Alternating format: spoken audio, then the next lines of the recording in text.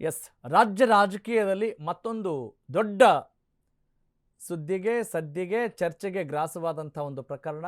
ಅದು 10 ವರ್ಷಗಳ ಹಿಂದೆ ಧಾರವಾಡದ ಸಪ್ತಾಪುರದ ಉದಯ್ ಜಿಮ್ನಲ್ಲಿ ನಡೆದಂಥ ಯೋಗೇಶ್ ಗೌಡ ಕೊಲೆ ಪ್ರಕರಣ. ಅದರ ರೂವಾರಿ ಸುಪಾರಿ ಕೊಟ್ಟಂಥವರು ಧಾರವಾಡ ಗ್ರಾಮೀಣ ವಿಧಾನಸಭಾ ಕ್ಷೇತ್ರದ ಶಾಸಕ ಮಾಜಿ ಸಚಿವ ವಿನಯ್ ಕುಲಕರ್ಣಿ ಅನ್ನೋದು ಸಾಬೀತಾಗಿದೆ, ದೋಷಿ ಅನ್ನೋದು ಪಕ್ಕಾ ಆಗಿದೆ. ಅದೇ ಪ್ರಕರಣಕ್ಕೆ ಸಂಬಂಧಪಟ್ಟ ಹಾಗೆ ಈಗ ಲೇಟೆಸ್ಟ್ ಅಪ್ಡೇಟ್ಸ್ನ ನೋಡ್ತಾ ಹೋಗೋಣ. ಶಿಕ್ಷೆ ಪ್ರಮಾಣ ಪ್ರಕಟಕ್ಕೆ ಕ್ಷಣಗಣನೆ. ಜನಪ್ರತಿನಿಧಿಗಳ ವಿಶೇಷ ನ್ಯಾಯಾಲಯದಲ್ಲಿ ಭರ್ಜರಿ ವಿಚಾರಣೆ ನಡೀತು. ವಿನಯ್ ಗ್ಯಾಂಗ್ಗೆ ತೀವ್ರವಾದ ಗರಿಷ್ಠ ಶಿಕ್ಷೆಯನ್ನ ವಿಧಿಸಬೇಕು ಅನ್ನುವ ವಾದ ನಡೀತಾ ಇದೆ. ಸಿಬಿಐ ಪರ additional solicitor general S V Raju ದೆಹಲಿಯಿಂದ ವಿಡಿಯೋ ಕಾನ್ಫರೆನ್ಸ್ ಮೂಲಕವೇ ವಾದವನ್ನು ಮಂಡಿಸ್ತಾ ಇದ್ದಾರೆ. ಯೋಗೇಶ್ ಗೌಡರದ್ದು pre planned murder, cold blooded murder. ರಾಜಕೀಯ ವೈಷಮ್ಯದಿಂದಲೇ ಯೋಗೇಶ್ ಗೌಡರ ಕೊಲೆ ಆಗಿದೆ, ಬಿಟ್ಟು ಬೇರೆ ಏನೂ ಅಲ್ಲ. ಮೊದಲಿಗೆ ಬೇರೆಯವರನ್ನ ಸರೆಂಡರ್ ಮಾಡಿಸಲಾಗಿತ್ತು. ಸಿಬಿಐ ತನಿಖೆ ನಡೆಸಿದ ಬಳಿಕ ಸತ್ಯ ಈಗ ಬಯಲಾಗಿದೆ, ಬಹಿರಂಗ ಆಗಿದೆ. ಶಾಸಕನಾಗಿ ಕಾನೂನು ಎತ್ತಿಡಿಬೇಕಾದವನೇ ಕೊಲೆ ಮಾಡಿಸಿದ್ದಾನೆ. ಪೊಲೀಸರನ್ನ ದುರ್ಬಳಕೆ ಮಾಡಿ ಸಂವಿಧಾನದ ನಿಯಮಗಳನ್ನ ಉಲ್ಲಂಘಿಸಿದ್ದಾರೆ. ಕಾರದ ಪುಡಿ ಎರಚಿ ಬರ್ಬರವಾಗಿ ಯೋಗೇಶ್ ಗೌಡರ ಕೊಲೆ ಮಾಡಲಾಗಿದೆ. ಶಾಸಕ ಸಚಿವ ಸ್ಥಾನವನ್ನ ದುರ್ಬಳಕೆ ಮಾಡಿ ವ್ಯವಸ್ಥೆಯನ್ನ ಬುಡಮೇಲ್ ಮಾಡಿದ್ದಾರೆ, ತಲೆ ಕೆಳಗೆ ಮಾಡಿದ್ದಾರೆ. ಇದನ್ನ ಅಪರೂಪದ ಪ್ರಕರಣ ಅಂತ ನಾನು ಹೇಳ್ತಾ ಇಲ್ಲ, ಆದ್ರೆ ತಪ್ಪಿತಸ್ಥರಿಗೆ ಕಠಿಣ ಶಿಕ್ಷೆ ಆಗ್ಲೇಬೇಕು. ಇದು ಬೇರೆಯವರಿಗೆ ದೊಡ್ಡ ಪಾಠ ಆಗ್ಬೇಕು. ಕ್ಷಮೆ ಇಲ್ಲದ ಜೀವಿತಾವಧಿ ಸೆರೆವಾಸ ಶಿಕ್ಷೆ ನೀಡೋಕೆ ಕೋರ್ತೀನಿ ಅಂತ ಹೇಳಿ ಎಸ್ ವಿ ರಾಜು ಅವರು, ಹೆಚ್ಚುವರಿ ಸಾಲಿಸಿಟರ್ ಜನರಲ್, ಸಿಬಿಐ ಪರ ವಾದವನ್ನು ಮಂಡಿಸಿದ್ದಾರೆ.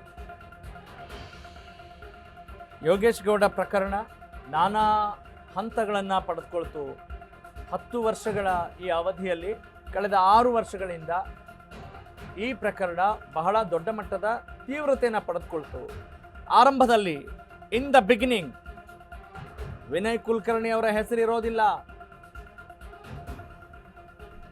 ನಾನು ಕೊಲೆ ಮಾಡಿಸಿದ್ದು ಅಂತ ಹೇಳಿ, ಕೊಲೆ ಮಾಡಿಸಿರೋದು ಅಂತ ಹೇಳಿ ಬೇರೆ ಬೇರೆ ಆಯಾಮಗಳನ್ನು ಪಡೆದುಕೊಂಡು ಬೇರೆಯವರು ಒಂದಿಷ್ಟು ಜನ ಬರ್ತಾರೆ. ಕೊನೆ 6 ಮಂದಿನ ಅರೆಸ್ಟ್ ಮಾಡಲಾಗಿರುತ್ತೆ.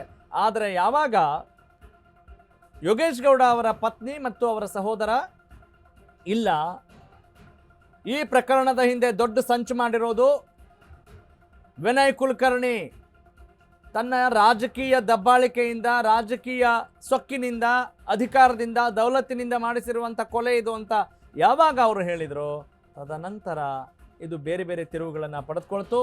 ಮತ್ತು ವಿನಯ್ ಕುಲಕರ್ಣಿಯವರ ಪರವಾಗಿ ಅಲ್ಲಿ ಆರಕ್ಷಕರು ಕೆಲಸ ಮಾಡಿದ್ರು ಅನ್ನೋ ದೊಡ್ಡ ಆರೋಪ ಕೇಳಿ ಬರ್ತಾ ಇತ್ತು. ಆದರೆ ಈಗ ಅದೆಲ್ಲ ವಿಚಾರಣೆ ಮುಗಿದು ವಿನಯ್ ಕುಲಕರ್ಣಿ ನಿರ್ದೋಷಿ ಅಲ್ಲ, ಹಿ ಈಸ್ ದ ಕಲ್ಪ್ರಿಟ್, ಅವರೇ ದೋಷಿ ಅನ್ನೋದು ಈಗ ಗೊತ್ತಾಗಿದೆ.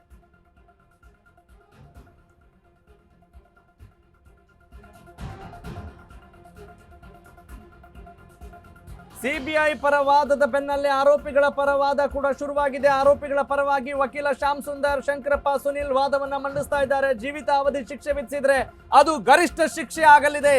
ವಯಸ್ಸಾದ ಪೋಷಕರನ್ನ ನೋಡಿಕೊಳ್ಬೇಕಾಗಿದೆ, ದಯಮಾಡಿ ಕೃಪೆ ತೋರಿ ಅನ್ನೋದು ಇವರ ವಾದ. ಸುಧಾರಣೆಗೆ ಅವಕಾಶವಿರುವಂತಹ ಶಿಕ್ಷೆ ವಿಧಿಸಿ ಕೃಪೆ ತೋರಿ. ಆರೋಪಿ ಅಲ್ಲ, ಅಪರಾಧಿ ಆಗಿದ್ದಾರೆ. ವಿನಯ್ ಕುಲಕರ್ಣಿ ಜನರಿಂದ ಆಯ್ಕೆ ಆದಂಥ ವ್ಯಕ್ತಿ, ಅವರ ಮೇಲೆ ಸಾವಿರಾರು ಜನ ನಂಬಿಕೆ ಇಟ್ಟಿದ್ದಾರೆ. ಶಿಕ್ಷೆ ನೀಡುವಾಗ ಅವರ ಹಿನ್ನೆಲೆಯನ್ನ ದಯವಿಟ್ಟು ಪರಿಗಣಿಸಿ. ಕೊಲೆ ಆರೋಪ ಇದೆ ನಿಜ, ಅವರು ಜನಪ್ರಿಯ ರಾಜಕಾರಣಿ, ಜನ ಬೆಂಬಲವಿದೆ. 3,000ಕ್ಕೂ ಹೆಚ್ಚು ಹಸುಗಳನ್ನು ಸಾಕಿದ್ದಾರೆ. ಇದು ವಿನಯ್ ಕುಲಕರ್ಣಿ ಅವರ ಒಳ್ಳೆತನಕ್ಕೆ ಸಾಕ್ಷಿ. ಅಂದ್ರೆ ಅವರ ಪಾಸಿಟಿವ್ ಪಾಯಿಂಟ್ಸ್ ನ ಅಲ್ಲಿ ಪೋರ್ಟ್ರೇ ಮಾಡ್ತಿದ್ದಾರೆ. Yes, that is their duty. Vinay ಕುಲಕರ್ಣಿಗೆ ಕಡಿಮೆ ಶಿಕ್ಷೆ ವಿಧಿಸಲಿಕ್ಕೆ ಶ್ಯಾಮ್ ಸುಂದರ್ ಮನವಿ ಮಾಡಿದ್ದಾರೆ. ಸಿಬಿಐ ಪರ ವಾದದ ಬೆನ್ನಲ್ಲೇ ಆರೋಪಿಗಳ ಪರ ವಾದ ಶುರುವಾಗಿದೆ. ನಿನ್ನೆ ದೋಷಿ ಅಂತ ರುಜುವಾತಾಗಿದೆ. ಹಾಗಾಗಿ ಈಗ ಆರೋಪಿ ಅಂತ ಹೇಳೋಕೆ ಬರೋದಿಲ್ಲ, ಅಪರಾಧಿ. ಆದರೆ ಶಿಕ್ಷೆಯ ಪ್ರಮಾಣವನ್ನ ಕಡಿಮೆ ಮಾಡಿ ಅನ್ನುವ ವಿಚಾರಕ್ಕೆ ನಡೀತಾ ಇರುವಂಥ ವಾದ ಇದು. ಅಂದರೆ ಅವರೊಬ್ಬ ನಾಯಕರಾಗಿದ್ದಾರೆ, ಅವರನ್ನ ಬಹಳಷ್ಟು ಜನ ನಂಬಿಕೊಂಡಿದ್ದಾರೆ, ಹಿರಿಯರಿದ್ದಾರೆ ಮನೆಯಲ್ಲಿ. ಅದರ ಜೊತೆಗೆ ಸಾಕಷ್ಟು ಹಸುಗಳನ್ನು ಸಾಕಿದ್ದಾರೆ. ಈ ಎಲ್ಲ ವಿಚಾರಗಳನ್ನು, ಈ ಎಲ್ಲ ಅಂಶಗಳನ್ನು ನ್ಯಾಯಮೂರ್ತಿಗಳು, ಜಡ್ಜ್ ಯಾವ ರೀತಿ ಪರಿಗಣಿಸ್ತಾರೆ ಅನ್ನೋದು ಅವರ ವಿವೇಚನೆಗೆ ಬಿಟ್ಟಂಥ ವಿಚಾರ. ಆದರೆ ಕಾದು ನೋಡಬೇಕು. ಆದರೆ ನಿನ್ನೆ ಅವರು ದೋಷಿ ಅಂತ ಯಾವಾಗ ನಿರ್ಧಾರ ಹೊರಗೆ ಬಂತೋ, ತೀರ್ಪು ಹೊರಗೆ ಬಂತೋ, ಆಗ ಅನ್ಯಾಯಕ್ಕೊಳಗಾದಂಥವ್ರು ಅಥವಾ ಯೋಗೇಶ್ ಗೌಡ ಕುಟುಂಬಸ್ಥರು ಖಂಡಿತವಾಗ್ಲೂ ಒಂದು ರೀತಿ ಸಮಾಧಾನದ ನಿಟ್ಟುಸಿರು. ಅಫ್ಕೋರ್ಸ್ ಯೋಗೇಶ್ ಗೌಡ ಅವ್ರನ್ನ ಕರೆ ತರಲಿಕ್ಕಾಗಲ್ಲ. ಆಮೇಲೆ ಈ ಕೊಲೆ ಪ್ರಕರಣಕ್ಕೆ ಸಂಬಂಧಪಟ್ಟ ಹಾಗೆ ಸರಿಯಾದ ತೀರ್ಪು ಬೇಕು, ತಪ್ಪಿತಸ್ಥರಿಗೆ ಶಿಕ್ಷೆ ಆಗಬೇಕು ಅಂತ ಯೋಗೇಶ್ ಗೌಡ ಅವರ ತಾಯಿ ಕೂಡ ಈ ಮುಂಚೆ ಹೋರಾಡಿದ್ರು. ಆದರೆ ಅವರು ಕೂಡ ಈಗ ವಿಧಿವಶರಾಗಿದ್ದಾರೆ. ಯೋಗೇಶ್ ಗೌಡ ಅವರ ತಾಯಿ, ಅವರ ಆತ್ಮಕ್ಕಾದರೂ ಶಾಂತಿ ಸಿಗಲಿ ಅಂತ ಅವರ ಹಿತೈಷಿಗಳು ಹೇಳ್ತಾ ಇದ್ದದನ್ನು ಕೂಡ ನಾವು ಗಮನಿಸಬಹುದು. ಅಂದರೆ ಯಾವ ಸ್ಥಾನದಲ್ಲಿದ್ದು ಯಾವ ಕೆಲಸವನ್ನು ಮಾಡಿದರೆ ಏನಾಗುತ್ತೆ ಅನ್ನೋದನ್ನು ತೋರಿಸ್ಲಿಕ್ಕೆ ಇವತ್ತು ನ್ಯಾಯಾಲಯ ಸಮಾಜಕ್ಕೆ ಒಂದು ಸಂದೇಶ ರವಾನೆ ಮಾಡ್ತಾ ಇದೆ.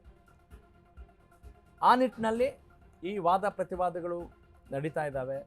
ಶಿಕ್ಷೆಯ ಪ್ರಮಾಣ ಕಡಿಮೆ ಮಾಡಿ, ಜೀವಿತಾವಧಿ ಶಿಕ್ಷೆ ಬೇಡ, ಸ್ವಲ್ಪ ಸುಧಾರಿಸಿಕೊಳ್ಳುವ ನಿಟ್ಟಿನಲ್ಲಿ ಶಿಕ್ಷೆಯ ಪ್ರಮಾಣವನ್ನು ಕಡಿಮೆ ಮಾಡಿ ಅನ್ನೋದು ವಿನಯ್ ಕುಲಕರ್ಣಿ, ದೋಷಿ ವಿನಯ್ ಕುಲಕರ್ಣಿ ಅವರ ಪರವಾಗಿ ವಾದ ಮಂಡನೆ ಆಗ್ತಾ ಇದೆ.